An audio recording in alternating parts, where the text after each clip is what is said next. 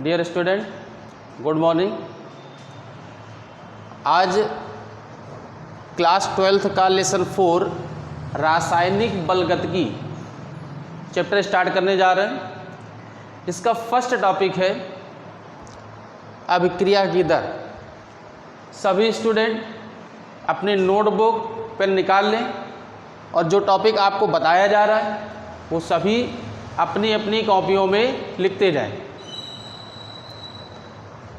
अभिक्रिया की दर, जिसे इंग्लिश में रेट ऑफ रिएक्शन कहते हैं। अभिक्रिया की दर होती क्या है? एकांक समय में अभिकारक या उत्पाद की सांद्रता में हुए परिवर्तन को अभिक्रिया की दर या अभिक्रिया का वेग कहते हैं। फिर ध्यान दें, एकांक समय में अभिकारक या उत्पाद की सांद्रता में हुए परिवर्तन को अभिक्रिया की दर या वेग कहते हैं। मान लिया कोई अभिकारक पदार्थ है जिसकी अभिक्रिया के उपरांत कोई एक प्रोडक्ट प्राप्त होता है।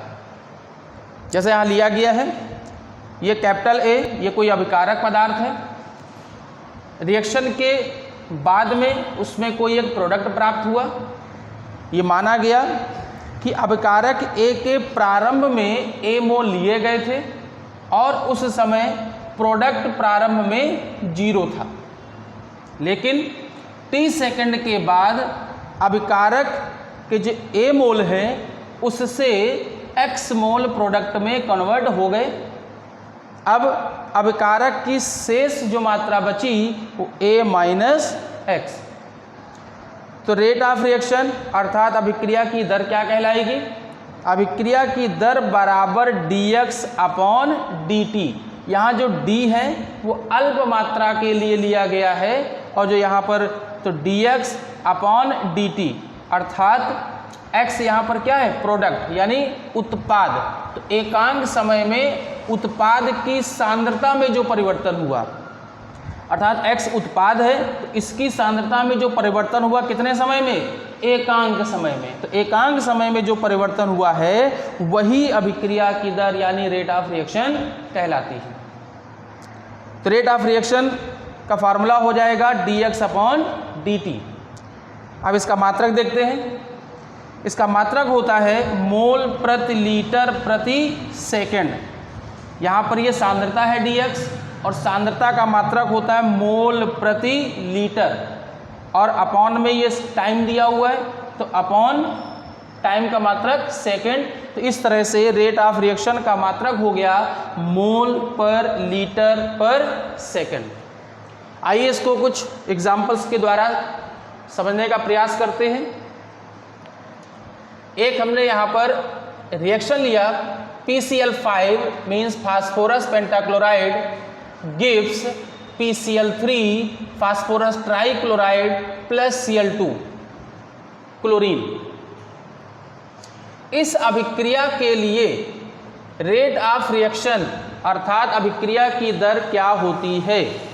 तो अभिक्रिया की दर के लिए आपको बता दें कि अभिकारक पदार्थ जब उत्पाद में परिवर्तित होता है, अभिकारक पदार्थ जब उत्पाद में परिवर्तित होता है तो अभिकारक की सांद्रता अर्थात जो अभिकारक की मात्रा है वो घटती है और उत्पाद की मात्रा बढ़ती है।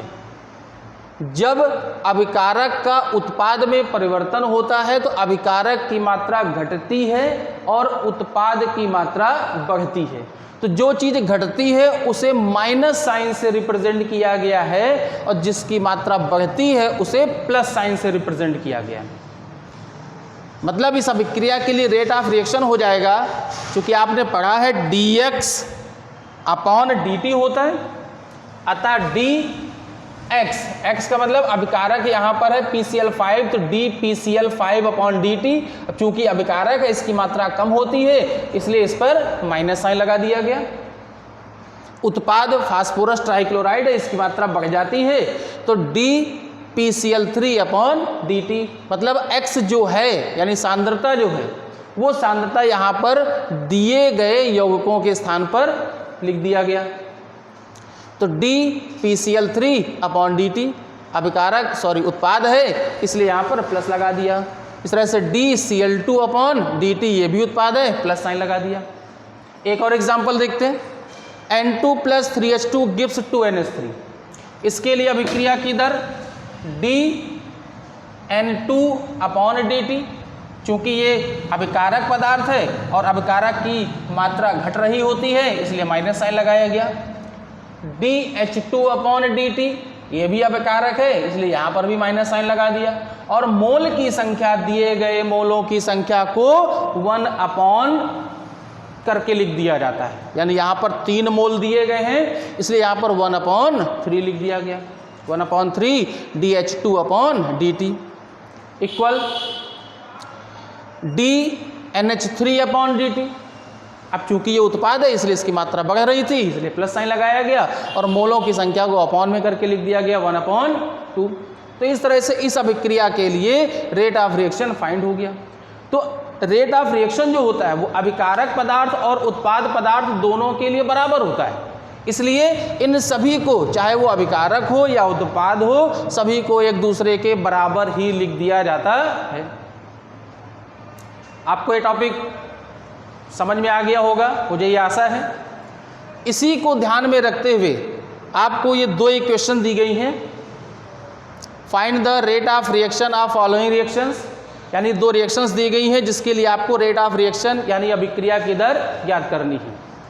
2NO gives N2+O2 and H2+Cl2 gives 2HCl। ये दोनों ही रिएक्शंस के लिए रेट ऑफ रिएक्शन आप फाइंड करेंगे, अपनी कॉपी में लिखेंगे। Thank you.